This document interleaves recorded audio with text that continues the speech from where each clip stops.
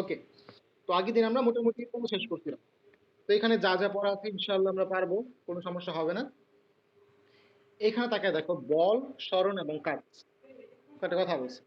যেটা আসলে কি, আমাদের একটা কি বলে সূত্র আছে, যেটা হচ্ছে কৃতকাজ সমান গতিশক্তির পরিবর্তন।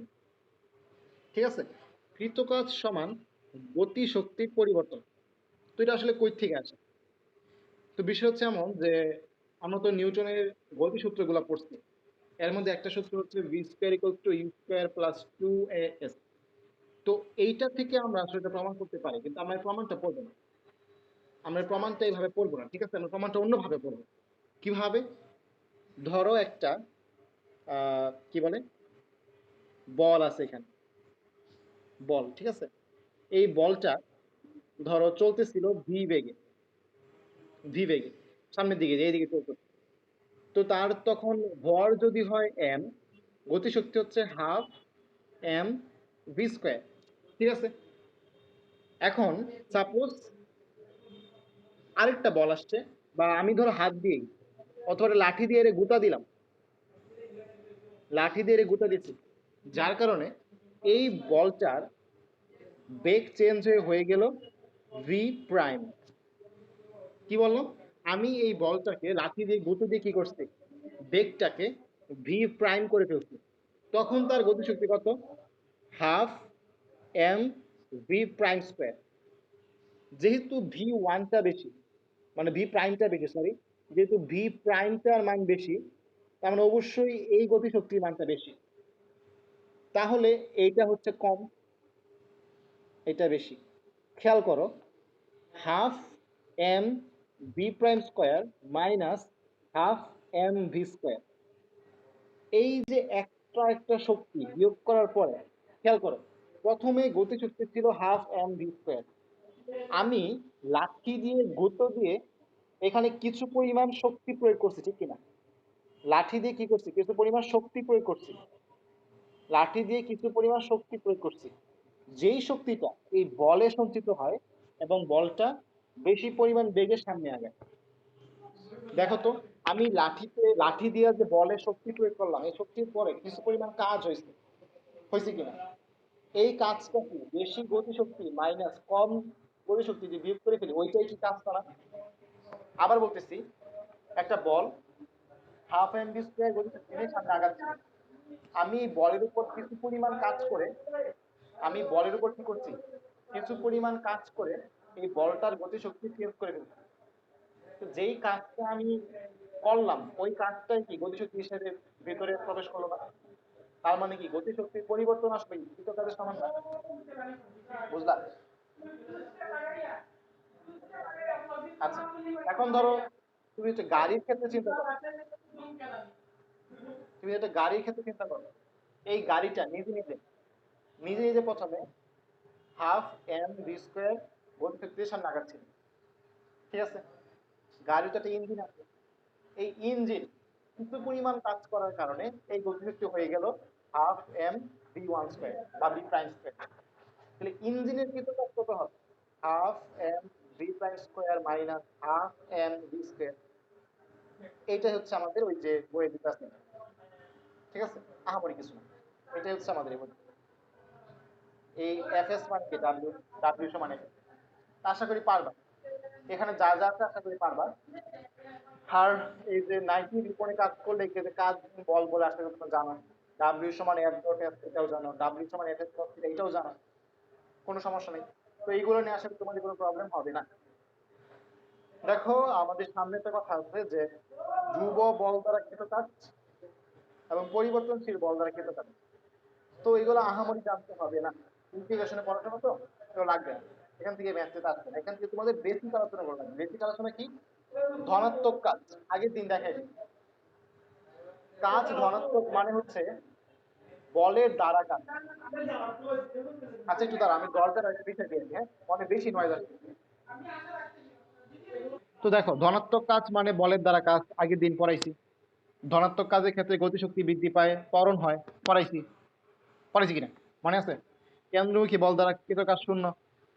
ঋণাত্মক কাজের ক্ষেত্রে গতিশক্তি হ্রাস পায়, মন্দন হয়, পড়াইছি এগুলা। জানাও তো পারবা কিনা, আহামরি কিছু না। আচ্ছা, এগুলো পারবা। তো এরপর দেখো, পরিবর্তনশীল বল দ্বারা কৃত কাজের ক্ষেত্রে আমাদের ইন্টিগ্রেশন একটা সমীকরণ দেওয়া আছে, লাগবে না, এটা ম্যাথের পড়া, আমাদের ফিজিক্স এখান থেকে অঙ্ক আসে না, বুঝাই আজের। তো এরপরে হচ্ছে স্থিতিস্থাপক বল এবং অভিকর্ষীয় বল দ্বারা কৃত কাজ, খুবই খুবই ইম্পর্টেন্ট, তোমার বইয়ের উপরে এখানে একটা 5 স্টার লেখা রাখবে, অনেক ইম্পর্টেন্ট, এখানে অনেক প্রশ্ন আসে। স্থিতিস্থাপক বল আর অভিকর্ষীয় বল জিনিসটা কি? ওই যে হুকের সূত্রে যাও তো, স্থিতিস্থাপক সীমার মধ্যে পীড়ন বিকৃতির সমানুপাতিক এফ সমানুপাতিক এক্স, এখানে একটা মাইনাস দিই কারণ দিকটা বিপরীতমুখী, ঠিক কিনা? তো এইখানে যেই বলটা, এর নামে কিন্তু স্থিতিস্থাপক বল, স্থিতিস্থাপক বল, ঠিক কিনা? তো এটা আসলে কোনটা? একটা স্প্রিং আমি ঝুলাই দিলাম, ঠিক আছে, স্প্রিং তো এমন থাকে, স্প্রিংটা আর ভুলে গেছি, স্প্রিংটা আমি ঝুলাই দিলাম। তো স্প্রিংটা যদি আমি একটু টান দিই, একটু টানি, টাইন না যদি এটা এই পর্যন্ত আনি, সাপোজ এই পর্যন্ত আনলাম, তাই না, কোন পর্যন্ত আনলাম, এই পর্যন্ত আনলাম, ঠিক আছে? তো এই যে আমি এই পর্যন্ত আনছি, যার কারণে সে আবার উল্টা দিকে ফেরত যেতে চাইবে না, এর নাম আমরা কি বলি? প্রত্যয়নী বল। এর নাম আমরা কি বলি? প্রত্যয়নী বল। এইটাই কিন্তু আমাদের স্থিতিস্থাপক বল। ওকে, স্থিতিস্থাপক বল। তো আমরা স্প্রিং এর বিভব শক্তি ইউ সমান হাফ কে এক্স স্কোয়ার পড়ছি না? পড়ছি কিনা জানো তো? আচ্ছা, তো এই ক্ষেত্রে চিন্তা করো, কিছু বলছো কেউ? আচ্ছা, তো ইউ সমান হাফ কে এক্স স্কোয়ার, তো এটা হচ্ছে আমাদের বিভব শক্তি।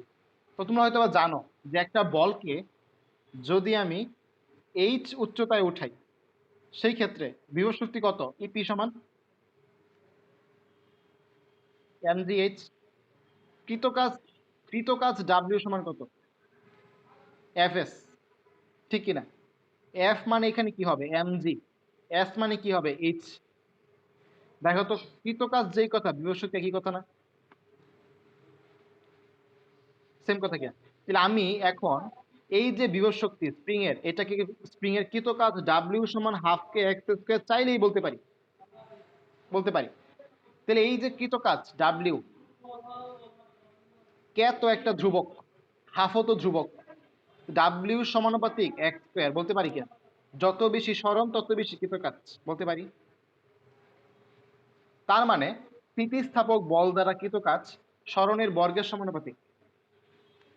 কথাটা সব মাথায় ঢুকছে কিনা? স্থিতিস্থাপক বল দ্বারা কৃতকাজ সরণের বর্গের সমানুপাতিক, এই যে এইটুকু হচ্ছে সরণ। আবার দেখো, ডাব্লিউ সমান হচ্ছে M G H, M R জি তো ধ্রুবক, কি বলতে পারি? ডাব্লিউ সমানুপাতিক এইচ। এটা কি অভিকর্ষ বল দ্বারা কৃতকাজ না?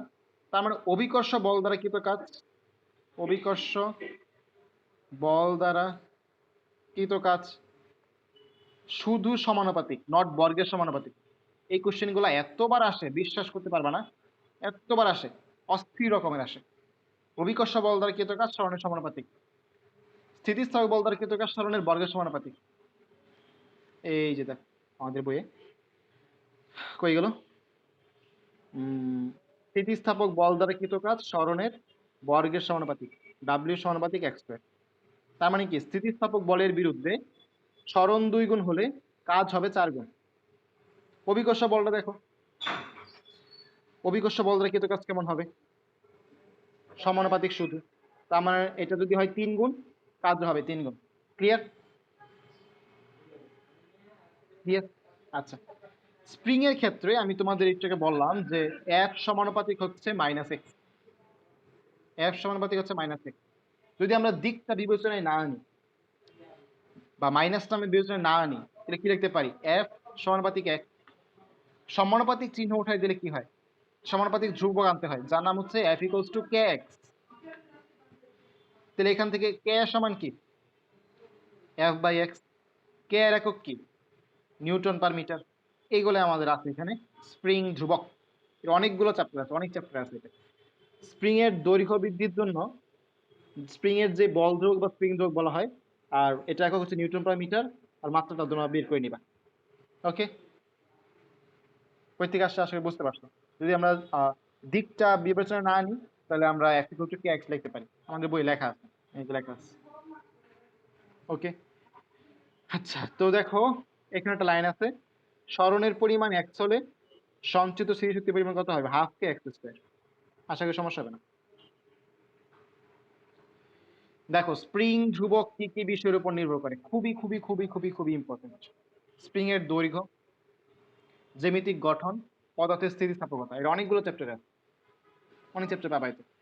স্প্রিং ধ্রুবক নির্ভর করে তিনটা বিষয়ের উপর: স্প্রিং এর দৈর্ঘ্য, জ্যামিতিক গঠন, পদার্থের স্থিতিস্থাপকতা। অষ্টম অধ্যায়ে দেখাইছিলাম না এটা, মনে পড়ে? আচ্ছা, দেখো বলছে যে স্প্রিং এর সংকোচনে কাজ, স্প্রিং বল দ্বারা ঋণাত্মক কাজ। ঠিক আছে, একটা হচ্ছে স্প্রিং এর সংকোচনে কাজ আর স্প্রিং বল দ্বারা ঋণাত্মক কাজ। তো এটা আমি এখন তোমাকে দেখাবো, এটা পরে বিস্তারিত পড়াবো না, মানে এটা নিয়ে অনেকগুলো ক্লু টু অনেক কিছু আছে, অন্য বই এই বইয়ে নাই। তো এখানে জাস্ট দুইটা লাইন দিয়ে শেষ করে দিতে, আমি তোমাদের পরবর্তীতে এটা বিস্তারিত পড়াবো। ঠিক আছে, এটা তোমাদের রইলো টপিকটা, স্প্রিং দ্বারা কখন ঋণাত্মক কাজ হয় আর কখন ধনাত্মক কাজ হয়। এই টপিকটা মজার টপিক, আমি পরে বিস্তারিত পড়াই দিই। অভিকর্ষ বলটা দিয়ে তাকাও, অভিকর্ষ বলটা আসলে কি? পৃথিবী আর যে কোনো একটা বস্তুর উপর যে আকর্ষণ বল, তার নাম কি? অভিকর্ষ বল। আমরা ছোটবেলা থেকে পড়ছি, মহাবিশ্বের যে কোনো দুইটা বস্তুর মধ্যে আকর্ষণ বল, তার নাম হচ্ছে মহাকর্ষ বল। এর মধ্যে যে কোনো একটা যদি হয় পৃথিবী, তার নাম কি? অভিকর্ষ বল। ওকে, তো এই যে এফ সমান G M M by R square, ষষ্ঠ অধ্যায়ে আমরা পড়ছিলাম, 6th চ্যাপ্টার, ষষ্ঠ অধ্যায় আছে, F equals to G M M by R square, অভিকর্ষ বলের যে সূত্র। এই সূত্রটা কে দিছে বলো? লেখা আছে দিয়ে আল্লাহ। আচ্ছা, লেখা আছে, আমি বুঝছি লেখা নেই মনে হয়। আচ্ছা, নিউটনের মহাকর্ষ সূত্র, ঠিক আছে। এই সূত্রের, এই সূত্র চুরি করে আরেকটা সূত্র দিয়েছে, তার নাম কি? কুলম্বের সূত্র। আচ্ছা, চুরি করে বলতে চুরি করছি কিনা আমি শিওর না, বাট দেখতে একরকম। আচ্ছা, তো দেখো পৃথিবীর কেন্দ্রাভিমুখী বলে হচ্ছে অভিকর্ষ বল। কেনই কেন্দ্রাভিমুখী, মানে কেন্দ্রের দিকেই কেন? এই যে পৃথিবী, আমরা তো এখানে আছি পৃথিবী, তাই না? পৃষ্ঠে আছি, এই জায়গায় আছি। তো এখান থেকে আমি একটা বল মারলাম, বলটা ঘুরে ঘুরে আবার নিচে আসে। কেন আসে? কেন্দ্রের দিকে আসে। ওকে, কেন্দ্রের দিকে আসে। তো অভিকর্ষ বলটার দিক কোন দিকে? পৃথিবীর কেন্দ্রের দিকে, যদি কখনো প্রশ্নে আসে। অভিকর্ষ বলের দিক কোন দিকে? পৃথিবীর কেন্দ্রের দিকে। ওকে, আচ্ছা, আশা করি পারবা, সমস্যা নেই। এরপরে হচ্ছে অভিকর্ষ বল দূরত্বের বর্গের সমানুপাতিক। কেন বুঝলাম? ওই দিকটাকে আমরা দেখলাম, এফ সমানুপাতিক m1 m2 divided by D square. তাহলে অভিকর্ষ বল দূরত্বের বর্গের সমানুপাতিক। ওকে, আচ্ছা, তো দেখো এরপরে আমাদের কি বলা, যে অভিকর্ষ বল কর্তৃক কৃত কাজের উদাহরণ আমরা একটু দেখে আসছি, ডাব্লিউ সমান এম জি এইচ, ঠিক কিনা? তাহলে অভিকর্ষ বল দ্বারা কৃত কাজ সরণ বর্তিত সমানুপাতিক। লাগবে না, এগুলো পড়ে ফেলছি আমরা অলরেডি, এক জায়গায় পড়লে আর যা পড়া দরকার নেই। আচ্ছা, এইটাও পড়ছি, অভিকর্ষ বলের বিরুদ্ধে কৃত কাজ বস্তু উচ্চতা সরণের সমানুপাতিক পড়ছি আমরা। এই যেরকম একটা অঙ্ক আমরা কালকে দেখছি। আচ্ছা, আনত তল, একটু মাথায় রাখো, আনত তলটা আমাদের জন্য অনেক ইম্পর্টেন্ট। এটা নিয়ে আমরা পুরো একটা ক্লাস করব। আনত তলের যত বেসিক আছে আমরা এটার উপর পুরো একটা ক্লাস রাখবো। তাহলে আমাদের মোটামুটি ম্যাথ ক্লাস হবে তিনটা। একটা হচ্ছে পুরোপুরি কুয়ার অঙ্ক, একটা হবে পুরোপুরি আনত তলের অঙ্ক, আরেকটা হবে নর্মাল ক্ষমতা রিলেটেড অঙ্ক। ঠিক আছে, তো দেখো স্থিতিস্থাপক বল দ্বারা কৃত কাজের মধ্যে কাজ সরণের বর্গের সমানুপাতিক, অভিকর্ষ বল দ্বারা কৃত কাজ কাজ সরণের সমানুপাতিক। এই লাইনগুলো আবার লেখা আছে, রিডিং করে নিবা। ঠিক আছে, এইখানে একটা কথা আছে, মহাকর্ষ বল দ্বারা কৃত কাজ, এখানে একটা স্টার দিয়ে রাখো, বেশি ইম্পর্টেন্ট না কিন্তু ইম্পর্টেন্ট। মহাকর্ষ বল দ্বারা কৃত কাজ, তো এই কোশ্চেনটা আসলে কিভাবে আসে? এই অধ্যায় দেয় নাই, সূত্রটা কই, বিপদে পড়ে গেলাম। ষষ্ঠ অধ্যায় সূত্রটা বিস্তারিত লেখা আছে। আচ্ছা, এক কাজ করো, এখানে তোমার ষষ্ঠ অধ্যায় লিখে রাখো। তোমাদেরকে ষষ্ঠ অধ্যায় পাইছো তোমরা যারা এখন ক্লাসে আছো? মিথিলা, জারিন পাইছো ষষ্ঠ অধ্যায় আমার কাছে? আচ্ছা, ষষ্ঠ অধ্যায় পেতে হবে, এটার জন্য ষষ্ঠ অধ্যায় পেতে হবে, ষষ্ঠ অধ্যায় পড়ালে পেয়ে যাবা। ষষ্ঠ অধ্যায় এটা নিয়ে বিস্তারিত পড়া আছে। আমি তোমার বুঝাই বিষয়টা যে কি টাইপের কোশ্চেন আসে। একটা রকেট পৃথিবী পৃষ্ঠ থেকে এইচ উচ্চতায় উঠালাম, বলতে বলতে হবে এই রকেটের কৃতকাজ কত। তখন তোমার এই যে মহাকর্ষ বল দ্বারা কৃতকাজ বের করতে হয়, ঠিক আছে? তো এটা এই চ্যাপ্টারে না, আমি ভাবছিলাম মনে হয় বিস্তারিত দেওয়া আছে, দেওয়া নেই, কিছু করার নেই, ওই চ্যাপ্টারে আছে, আমি দেখাই দিব না। আচ্ছা, তো এই দেখো এই যে আবার কথাগুলো রিপিট করছে তারা।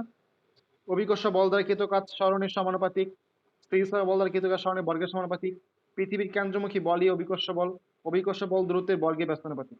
প্রত্যেকটা লাইন কিন্তু এমসিকিউর জন্য ইম্পর্টেন্ট। দেখো তো এই যে এই জিনিসটা পারো কিনা। একটি ঘোড়া ভূমির সাথে 30 ডিগ্রি কোণে 120 নিউটন বল প্রয়োগ করে এবং বস্তুটাকে 2 মিটার/সেকেন্ড সমবেগে সরাতে পারে। 5 মিনিটে ঘোড়াটি কত কাজ করবে? তাহলে দেখো আমাদের কি কি লাগে, আমাদের কি করার জন্য কি কি লাগে। ডাব্লিউ সমান এফ এস কস থিটা।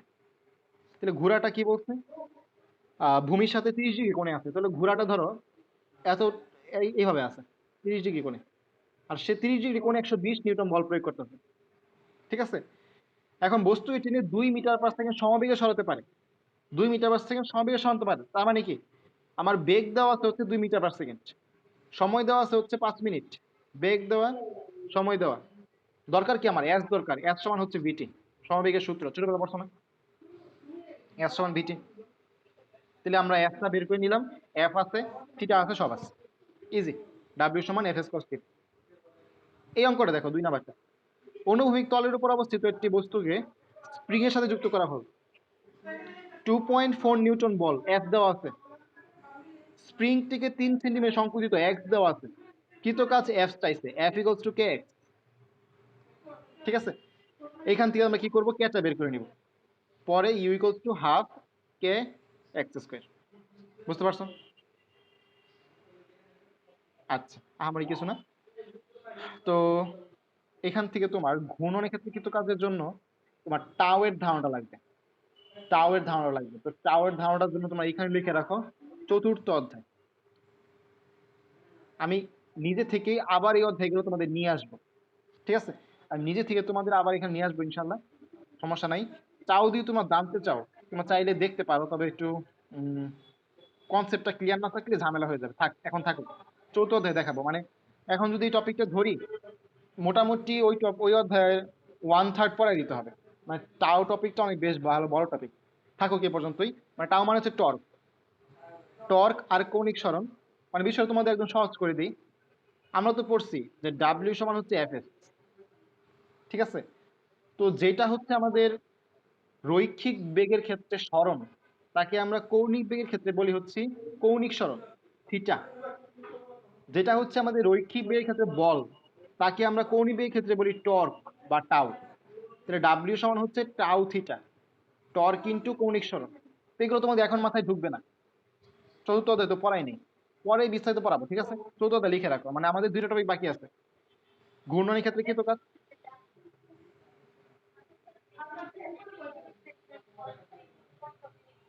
আচ্ছা বুঝলে তাহলে তো হয়েছে। আচ্ছা বুঝলে হয়েছে, বুঝলে হয়েছে, তাহলে সমস্যা নেই। আর দেখো যে থিটা যেটা, যদি একবার এক পরিধি সমান কি 2 পাই এন না, এটাই লেখছে আর কিছু না। যদি একবার ঘুরে তাহলে 2 পাই এন, ঠিক আছে? যে চাকার ক্ষেত্রে সূত্র হচ্ছে এটা। মানে কই থেকে আসছে, একবার যদি ঘুরে তাহলে পরিধি সমান কি 2 পাই এন, তাহলে এস হচ্ছে 2 পাই এন এর সমান। বুঝতে পারছো?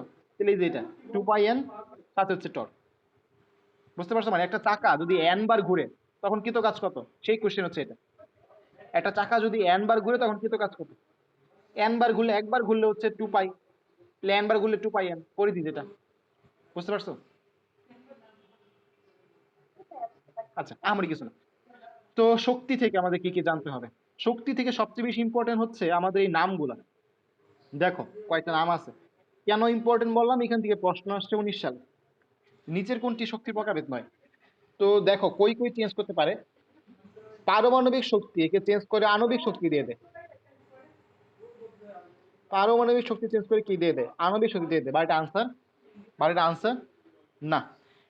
রাসায়নিক শক্তি চেঞ্জ করে কি দেয়, আহ, কি দেয় বলে, আমি তো বলে গেলাম। আচ্ছা কি দেয় জানি না, কিন্তু রাসায়নিক শক্তি হচ্ছে আসল। ওই বাকি যেটা দিবে ওইটা না, ঠিক আছে? মানে কোশ্চেনে কিছু প্যাটার্ন চেঞ্জ করে। তো রাসায়নিক শক্তি থাকলে এটা হচ্ছে আনসার, কেমিক্যাল যেটা, কিন্তু এটা সারানো থাকলে আনসার না। তো পারমাণবিক ক্ষেত্রে আণবিক করে, এরপর তোমার শব্দ শক্তি, আলো শক্তি, এগুলো তোমরা জানোই। মানে মোট কথা প্যাচটা করে হচ্ছে মূলত আণবিক আর পারমাণবিকের মধ্যে। পারমাণবিক শক্তি আছে, তোমরা জানো পারমাণবিক বোমা আছে, কিন্তু আণবিক বোমা নেই। পারমাণবিক শক্তি আছে, আণবিক শক্তি নেই, জাস্ট এটা মাথায় রাখবে। আচ্ছা দেখো, কাজ করার সামর্থ্যকে শক্তি বলে। প্রথম দিন এটা থেকে প্রশ্ন শুরু করছিলাম, তোমরা ভুল করছিলে হালকা পাতলা। কাজ করার হার হচ্ছে ক্ষমতা, কাজ করার সামর্থ্য হচ্ছে শক্তি। আচ্ছা, তো শক্তি যেমন স্কেলার রাশি, কাজ হচ্ছে স্কেলার রাশি। একটা জিনিস মাথায় রাখবা, কাজের জন্য কিন্তু সমীকরণ আছে, শক্তির জন্য কিন্তু কোনো সমীকরণ নাই। জাস্ট এটা মাথায় রেখো, কাজের জন্য সমীকরণ আছে, শক্তির জন্য সমীকরণ নাই। যাহাই কাজের তাহাই শক্তি। আবার বলতেছি, কাজ আর শক্তি দুইটা সেম করবা। কাজের সমীকরণ আছে, শক্তির জন্য আলাদাভাবে নাই। তো যদি বলে শক্তির একক, কাজের একক হবে জুল। যদি বলে শক্তির মাত্রা, কাজের মাত্রা হবে, যেটা হবে ওইটাই। বুঝতে পারছো? কাজের যা বলবে শক্তির তাই, শক্তির যা বলবে কাজের তাই। তাহলে এই উদাহরণগুলো দেখবা, এখান থেকে আমাদের ইম্পর্টেন্ট অনেক অনেক অনেক অনেক পড়া আছে। দেখাই তোমাদের কি কি পড়া আছে। দেখো, শক্তির যান্ত্রিক শক্তি তো আমরা জানি, গতি শক্তি, স্থির শক্তি, এগুলো পরে, এগুলো আমরা জানি। শক্তির রূপান্তরটা আমরা অনেকেই জানি না। দেখো এখানে কয়টা পয়েন্ট, মোটামুটি আমাদের এখানে 11টা পয়েন্ট আছে। আমি একটু রিডিং পড়াই তোমাদের। দেখো, পানি উচ্চ স্থান থেকে নিম্ন স্থানে প্রবাহিত হয়। উচ্চ স্থানে থাকার সময় তার শক্তি হচ্ছে স্থিতিশক্তি। নিম্ন স্থানে প্রবাহিত হওয়ার সময় স্থিতিশক্তি গতিশক্তিতে রূপান্তরিত হয়। এই গতিশক্তির সাহায্যে টারবাইন ঘুরিয়ে বিদ্যুৎ শক্তি উৎপন্ন করা হয়। তার মানে যান্ত্রিক শক্তি বিদ্যুৎ শক্তিতে রূপান্তরিত হচ্ছে। প্রশ্ন করবে, টারবাইন ঘুরিয়ে বিদ্যুৎ শক্তি উৎপাদন করার সময় নিচের কোনটি ঘটে? যান্ত্রিক শক্তি বিদ্যুৎ শক্তিতে হয়, বিদ্যুৎ শক্তি যান্ত্রিক শক্তিতে হয়, শব্দ শক্তি যান্ত্রিক শক্তিতে হয়। এরকম প্যাচ লাগা দিও, কথা বুঝতে পারছো? পরের লাইন দেখো, বিদ্যুৎ শক্তি যখন বৈদ্যুতিক বাতির মধ্য দিয়ে প্রবাহিত হয়, বিদ্যুৎ শক্তি যখন বৈদ্যুতিক বাতির মধ্যে প্রবাহিত হয় তখন আমরা আলো পাই। এখানে বিদ্যুৎ শক্তি আলোক শক্তি রূপান্তরিত হচ্ছে। এরপরে দেখো, যখন আমরা ইস্ত্রি দিয়ে আয়রন করি তখন কি বিদ্যুৎ শক্তি তাপ শক্তিতে রূপান্তরিত হচ্ছে। তাপ শক্তি মানে কি? যান্ত্রিক শক্তি। যখন আমরা ফ্যান ঘুরাই তখন বৈদ্যুতিক শক্তি যান্ত্রিক শক্তি রূপান্তরিত হচ্ছে। কাঁচা লোহার উপর অন্তরিত তার জড়িয়ে বিদ্যুৎ চালনা করলে লোহার পাতি চুম্বকে পরিণত হয়। এক্ষেত্রে বিদ্যুৎ শক্তি চুম্বক শক্তিতে পরিণত হচ্ছে। ক্যালসিয়াম, পটাশিয়াম, রুবিডিয়াম, এদের উপর আলো পড়লে ইলেকট্রন নির্গত হতে দেখা যায়। একে আমরা কি বলি? ফটো ইলেকট্রিক কোষ, পড়ছি অষ্টম অধ্যায়। তার মানে এখানে আলোক শক্তি বিদ্যুৎ শক্তি রূপান্তরিত হয়। দেখো মানে কতগুলো জিনিস আগে দেখাচ্ছি, পরে সহজ করতেছি। দুই হাতের তালু পরস্পরের সাথে ঘষলে তাপ উৎপন্ন হয়, তার মানে যান্ত্রিক শক্তি তাপ শক্তি রূপান্তরিত হয়। ফটোগ্রাফি ফিল্মের উপর আলোক সম্পাদ করে রাসায়নিক ক্রিয়ার মাধ্যমে আলোকচিত্র তৈরি করা হয়। তো এখানে কি আলোক শক্তি রাসায়নিক শক্তি রূপান্তরিত হয়। ওষুধ কারখানায় শ্রবণ উত্তর মানে কি? শব্দোত্তর, শব্দের সাথে জীবাণু ধ্বংস করা হয়। এক্ষেত্রে শব্দ শক্তি যান্ত্রিক শক্তি রূপান্তরিত হয়। বৈদ্যুতিক ঘন্টা বিদ্যুতের সাহায্যে চলে, তার মানে কি? বিদ্যুৎ শক্তি শব্দ শক্তি রূপান্তরিত হয়। তারপরে দেখো, কয়লা পোড়ালে তাপ তৈরি হয়, মানে রাসায়নিক শক্তি যদি তাপ শক্তি রূপান্তরিত হয়। বিদ্যুৎ কোষে রাসায়নিক দ্রব্যের বিক্রিয়ার ফলে বিদ্যুৎ তৈরি হয়। এক্ষেত্রে রাসায়নিক শক্তি তড়িৎ বা বিদ্যুৎ শক্তি রূপান্তরিত হয়। দেখছো অনেকগুলো না? খেয়াল করছো অনেকগুলো কিনা? তাহলে আমাদের একটু বেসিক দরকার। কি কি বেসিক? একটু বেসিক গুলা ক্লিয়ার করলে আমাদের ঝামেলা শেষ। প্রথম বেসিক হচ্ছে যান্ত্রিক শক্তি আসলে কোনগুলা। যদি আমরা এটা বুঝতে পারি আমাদের পড়া সহজ হয়। যান্ত্রিক শক্তি হচ্ছে গতি শক্তি আর স্থিতি শক্তি বা বিভব শক্তি। আরেকটা জিনিস যেটা, ধরো আমি হাত নাড়াচ্ছি, আমি হাত লেখতেছি, কোন শক্তি কাজে লাগাচ্ছি? অবশ্যই যান্ত্রিক শক্তি, কারণ আমি একটা যন্ত্রের মতো কাজ করতেছি, ঠিক কিনা? জাস্ট এইভাবে মনে রাখবা, যন্ত্রের মতো কাজ করে যান্ত্রিক শক্তি, যন্ত্রের মতো কাজ করে যান্ত্রিক শক্তি। খেয়াল করো, প্রথম যেটা, টারবাইনের সাহায্যে, যখন তোমার পরীক্ষা আসবে টারবাইন ঘুরিয়ে বিদ্যুৎ উৎপাদনে কোন শক্তি কোন শক্তিতে রূপান্তরিত হয়? টারবাইনের সাহায্যে বিদ্যুৎ ঘুরিয়ে, মানে বিদ্যুৎ শক্তি উৎপাদন টারবাইন ঘুরিয়ে।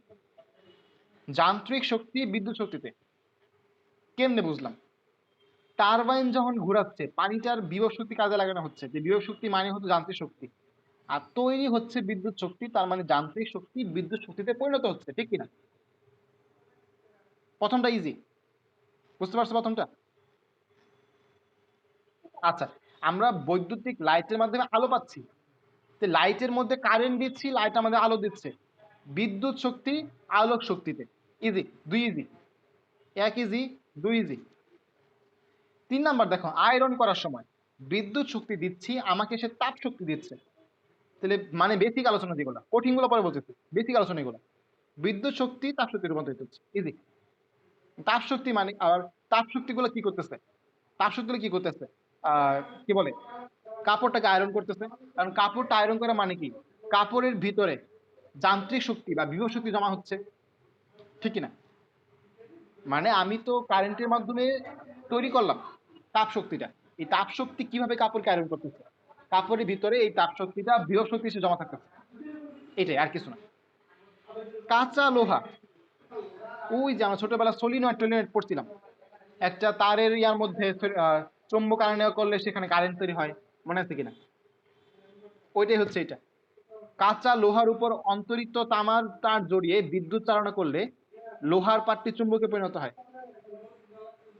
তাহলে এখানে আমি কি করলাম, বিদ্যুৎ চালনা করলাম, বিদ্যুৎ কি করছি, চালনা করছি, তার মানে বিদ্যুৎ দিয়ে চুম্বক তৈরি করছি, বিদ্যুৎ শক্তি চুম্বক শক্তি রূপান্তর দিয়েছি।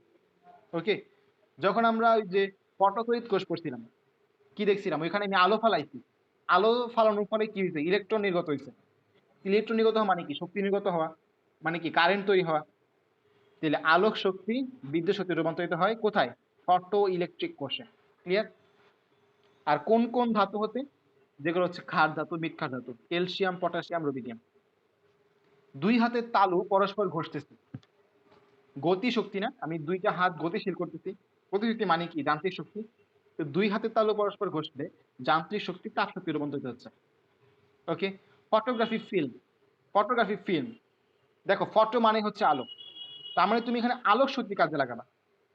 ফটো মানে কি, আলো, তাহলে আলোক শক্তি তুমি ফালাইছো এখানে, এবং সেখান থেকে কি তৈরি হয়েছে, বিভিন্ন বিক্রিয়ার মাধ্যমে ছবিটা তৈরি হয়েছে, ছবিটা বিভিন্ন বিক্রিয়ার মাধ্যমে তৈরি হয়েছে, রঙের টঙের অনেক রাসায়নিক বিক্রিয়ার কারণে।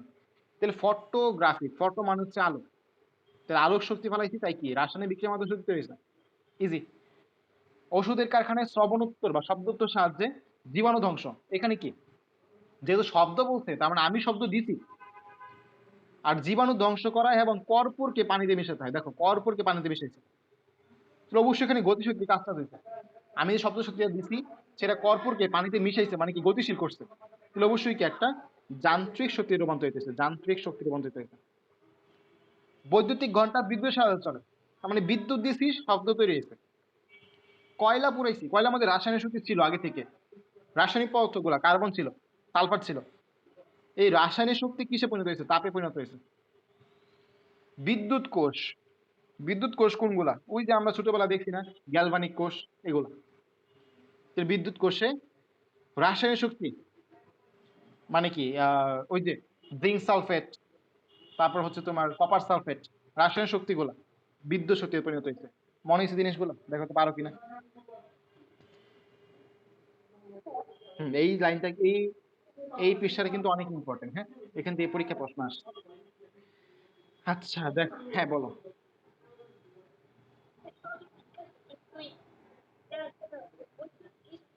হুম,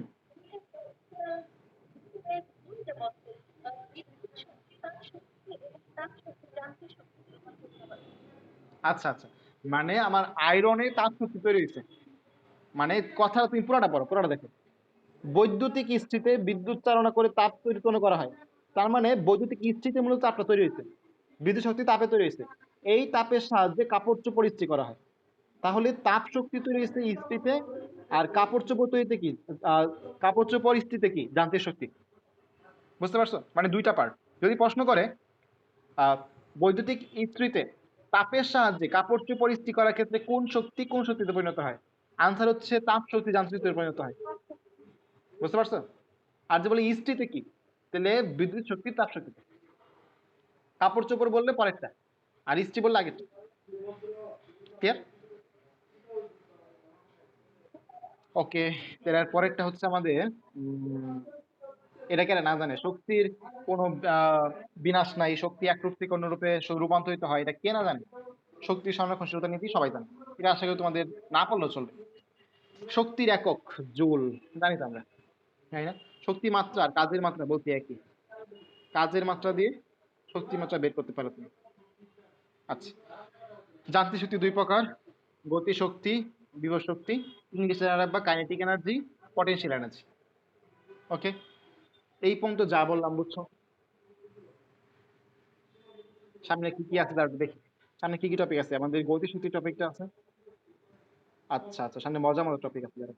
এই দেখো, আহ বলের দ্বারা কৃত কাজ হচ্ছে গতি শক্তি পরিবর্তন। পড়াইছি না এটা? অলরেডি পড়াই ফেলছে, সামনে কিন্তু পড়া কমে আসতেছে আমাদের। যাকে বলে কাজ শক্তি উপপাদ্য। যদি পরীক্ষায় প্রশ্ন করে কাজ শক্তি উপপাদ্য কোনটি, আনসার হচ্ছে ডাব্লিউ সমান half M V one square minus half M V square. এটা হচ্ছে কাজ শক্তি উপপাদ্য। ওকে, আচ্ছা এরপরে হচ্ছে আমাদের গতিশক্তি। আচ্ছা এগুলা শেষ, চ্যাপ্টার কি শেষ? মনে তো হয় না, না আরো আছে। আচ্ছা মোটামুটি আশা করি সামনের দিন শেষ হয়ে যাবে। হ্যাঁ, সামনের দিন শেষ হয়ে যাবে আশা করি। আজকে যেটুকু বাকি আছে গতিশক্তিটাই পড়াই দিই আমি। সামনের দিন আশা করি থিওরি শেষ হয়ে যাবে।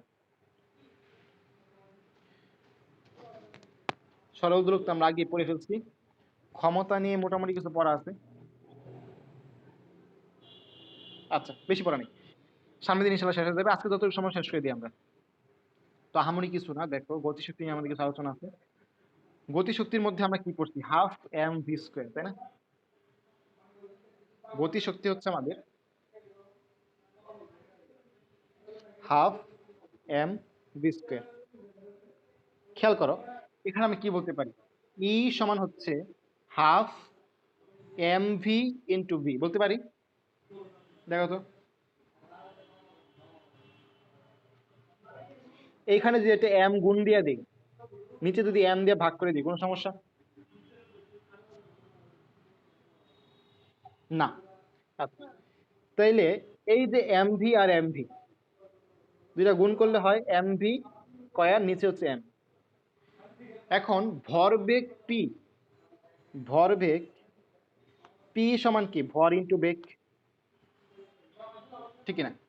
তাহলে আমি কি বলতে পারি? Half into P square by M. এটা হচ্ছে একটা নতুন সমীকরণ। গতি শক্তি ই কে সমান P square by two M. বুঝতে পারছো? যদি কখনো ভরবেগ দেওয়া থাকে আর ভর দেওয়া থাকে, তুমি গতিশক্তি বের করতে পারবে এই সমীকরণ দিয়ে। ক্লিয়ার? আচ্ছা, আমাদের বই এটা আসতে দেখতে পারো তোমরা। কইগুলো কইগুলো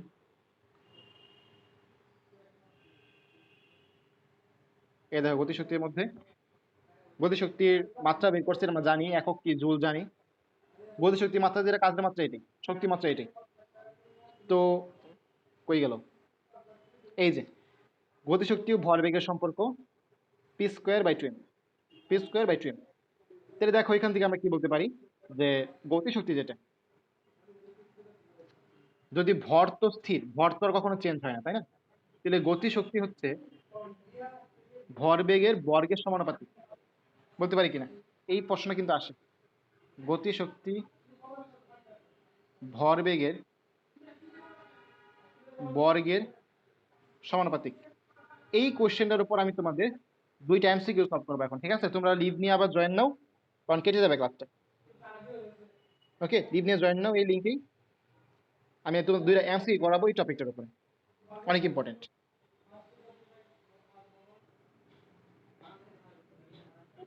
এই যে দেখো, গতিশক্তি ও ভরবেগের সম্পর্ক কোনটি? কে সমান P square by two M. আচ্ছা, এটা একটা ছিল। এরপর দেখো সামনে আমাদের কি কোশ্চেন, কই প্রশ্নটা কই, দাঁড়াও একটু বের করতেছি। আরে কই প্রশ্নটা, এখানে আছে, দাঁড়াও বের করতে।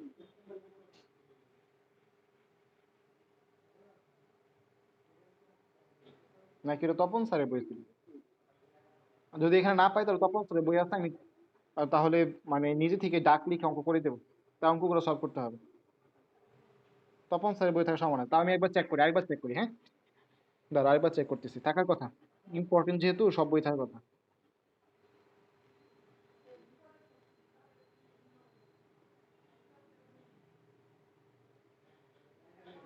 উম,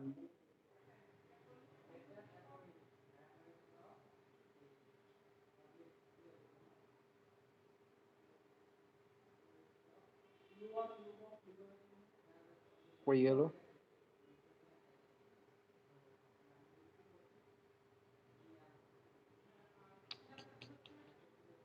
শিট, এই বই দেয়নি, বাট আমাদের এটা সলভ করতে হবে। ঠিক আছে, তাহলে আমি তোমাদের দেখি এইখানে দিতে পারে, দাঁড়াও একটু। এই যে এইগুলো আমি দিতে পারি, এখানে থাকতে পারে, এখানে থাকতে পারে। এই যে দেখো, বলছি এখানে থাকতে পারে। 16 নাম্বারটা দেখো, কোনো বস্তুর ভরবেগ 100% বৃদ্ধি করলে গতিশক্তি 300% বৃদ্ধি পায়। তো তোমার তো আর পরীক্ষায় 300% দেওয়া থাকবে না, তোমার জিজ্ঞেস করবে কত পার্সেন্ট বৃদ্ধি পায়। তো দেখো আমি ডাকটা উঠাই, যে কোনো একটি বস্তুর ভরবেগ 100% বৃদ্ধি করলে গতিশক্তি কত পার্সেন্ট বৃদ্ধি পায়। এটা আমাদের কোশ্চেন। কোশ্চেন হচ্ছে, কোনো বস্তুর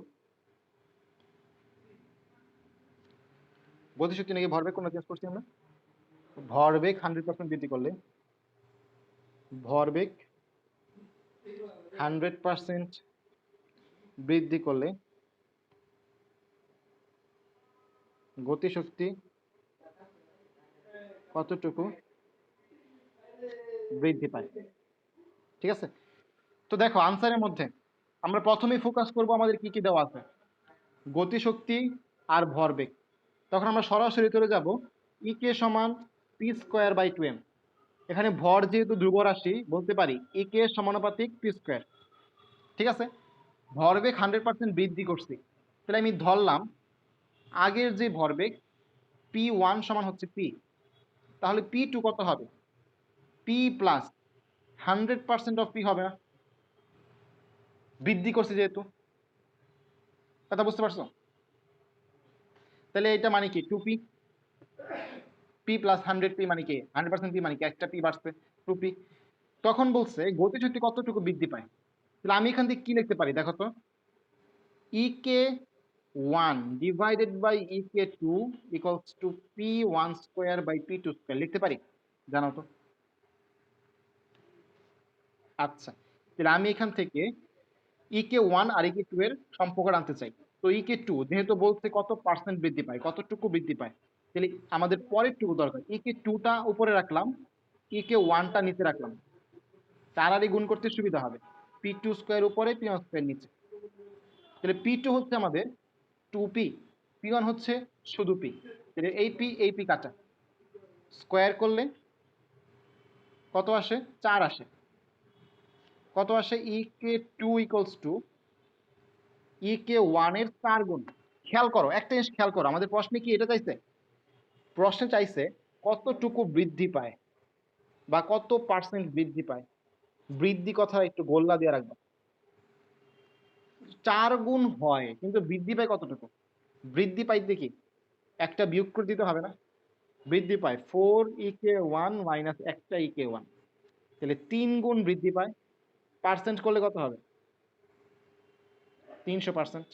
কথা বুঝতে পারছো? জানাও তো। আচ্ছা, তো এরকম কিন্তু উল্টা হয়ে আসতে পারে। এখন বলছে যে ভরবেগ 100% বৃদ্ধি করলে গতিশক্তি কত বাড়বে, বলতে পারে গতিশক্তি এতটুকু বৃদ্ধি করলে ভরবেগ কতটুকু বাড়বে, সেম কথা, পারবা না?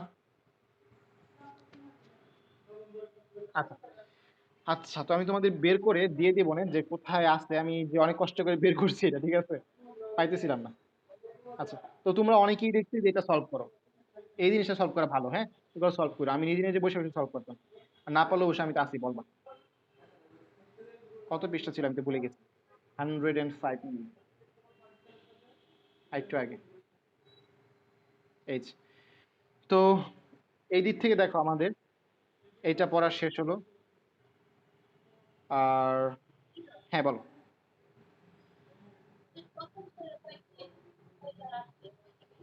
বলো।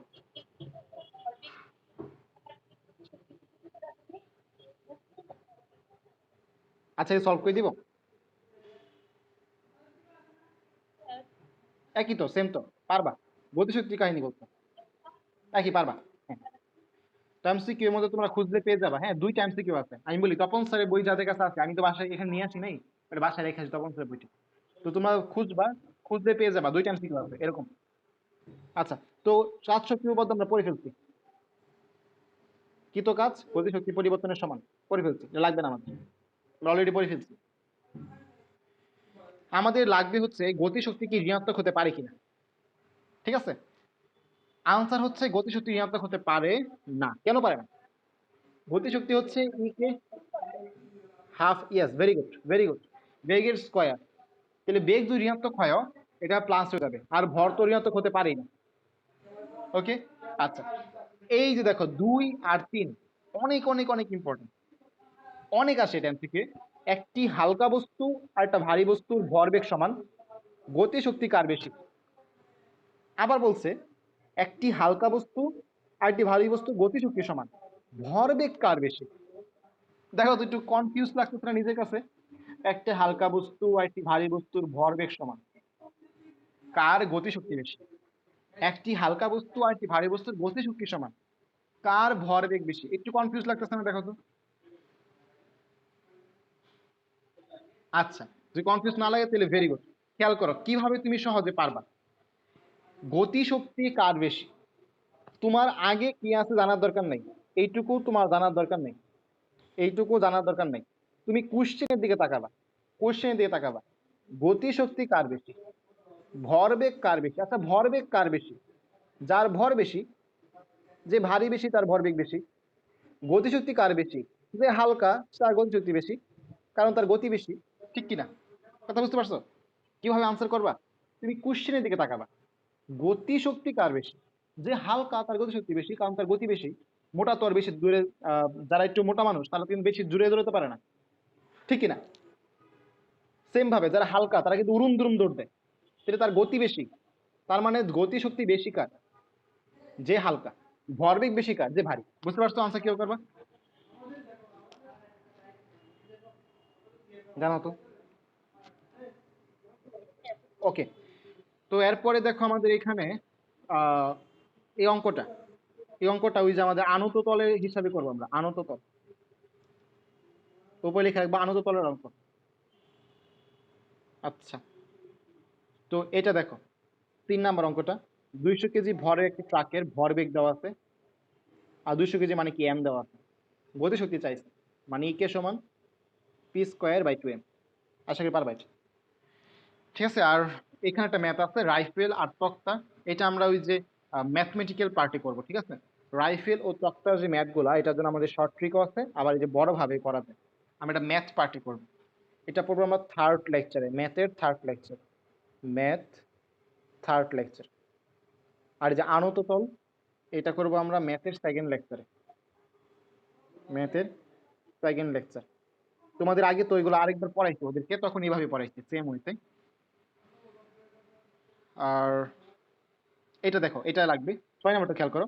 1 কিলোমিটার উঁচুতে অবস্থিত একটা বিমান 500 গ্রাম ভরের একটি বোমা ফেলে দিচ্ছে। ঠিক আছে, ভূমি স্পর্শ করার মুহূর্তে গতিশক্তি কত? তো চিন্তা করে দেখো, একটা বোমা নিচে পড়তেছে, তো তার যে ভূমি স্পর্শ করার মুহূর্তে গতিশক্তি, এই শক্তিটা আসলো কোত্থেকে? সে আকাশে থাকা অবস্থায় তার যে বিভব শক্তি, সেটাই কি গতিশক্তিতে পরিণত হচ্ছে না? কথা বুঝতেছো? তাহলে তুমি যে এখানে ই কে সমান এম জি এইচ লেখো, আর কয়েকটা বাংলা কথা লিখে দাও যে আকাশে থাকা অবস্থায় বোমার যে বিভব শক্তি, তাই মাটিতে স্পর্শ করা অবস্থায় গতিশক্তি, সুতরাং ই কে সমান এম জি এইচ। কোনো সমস্যা? আনসার দেবে এটাই আসছে। বুঝতে পারছো কিভাবে করবা এটা? ওকে, এরপরে 7 নাম্বার অঙ্কটা ট্রাই করো, 7 নাম্বার ট্রাই করবা। এরপরে 8 নাম্বার ট্রাই করতে পারো। 7, 8 আর 9, না 9 না, 9 এখন করাইনি, 9 এখনো করাইনি। 9টা একটু করাই দিই, দাঁড়াও 9টা একটু করাই দিই। ক্ষমতা পি সমান কি বলো তো? W/T, very good. ডাব্লিউ সমান কি? Fs, Fs/T। আচ্ছা, তাহলে এফটাকে আলাদা করে S/T আলাদা করলাম। একক সময়ে যেই সরণ তাই কি বেগ। তাহলে আমি কি বলতে পারি? পি সমান এফভি। এই সমীকরণ, আচ্ছা ক্ষমতার এটা আগে আগে দেখাই দিলাম যেহেতু অঙ্কর সামনে আসা পড়ছে। তো দেখো এখানে বলছে এটা এত কেজি ভর মানে এম দেওয়া আছে, ক্রেনের বেগ দেওয়া আছে ভি, ক্ষমতা চাইছে পি, তাহলে এম মানে কি, এন জি সমান তুমি এফ বের করতে পারবা, তাহলে পি সমান হচ্ছে এফ বি। ঠিক আছে, আশা করি পারবা। তাহলে তোমরা 7, 8, 9 নিজে ট্রাই করবা। 6 তো আমি দেখাই দিলাম। এটা একটা বুয়েটের অঙ্ক, এটা তোমাদের করা দিতে হবে, পারবা না, করা দিতে হবে। এটাও লেখা রাখো, ম্যাথ 3rd লেকচার। কিন্তু এটা বুয়েটের অঙ্ক হলেও এটা কিন্তু এইচএসসি তে আসে। ঠিক আছে, আর 4 নাম্বারে ট্রাই করো, 4 নাম্বার ট্রাই করো। তো তোমার ট্রাই করবা কি কি, 4, 7, 8, 9, এই কয়টা। ঠিক আছে, না পারলে করে দিব। বুঝি নাই। হ্যাঁ, শর্টে করা যায়, কিন্তু শর্টে আর কি তোমার এইচএসসি তে করলে হবে না, বুয়েটে করলে হবে। হ্যাঁ হ্যাঁ হ্যাঁ। আচ্ছা হ্যাঁ, শর্টে করা যায়, শর্টে করা যায়, শর্ট ট্রিক আছে, কিন্তু শর্টে আমরা করবো না, কারণ আমাদের এইচএসসি তো, এই জন্য। ঠিক আছে, তো আজকে এগুলো পড়ো। আমার একদম মুখ ব্যথায় অবস্থা খারাপ হয়ে গেছে। বুঝছো, বিকালে ক্লাসটা না নেওয়াতে অনেক কি হয়েছে, কারেন্ট ছিল না প্রায় 3-4 ঘন্টা। আচ্ছা, তো তোমরা পড়াশোনা করো, কোনো সমস্যা হইলে বইলো। তোমাদের এনার্জি সত্যি প্রশংসা করতে হয়। বাকি সব পোলাপান নয় খাইতেছে নয় ঘুমাইতেছে, তোমরা এখনো ক্লাস করতেছো, থ্যাংক ইউ, অনেক থ্যাংক ইউ। এটা কার প্রোফাইল পিকচার সুন্দর হয়েছে, কিন্তু ডাক্তারের প্রোফাইল পিকচারটা দিত যে।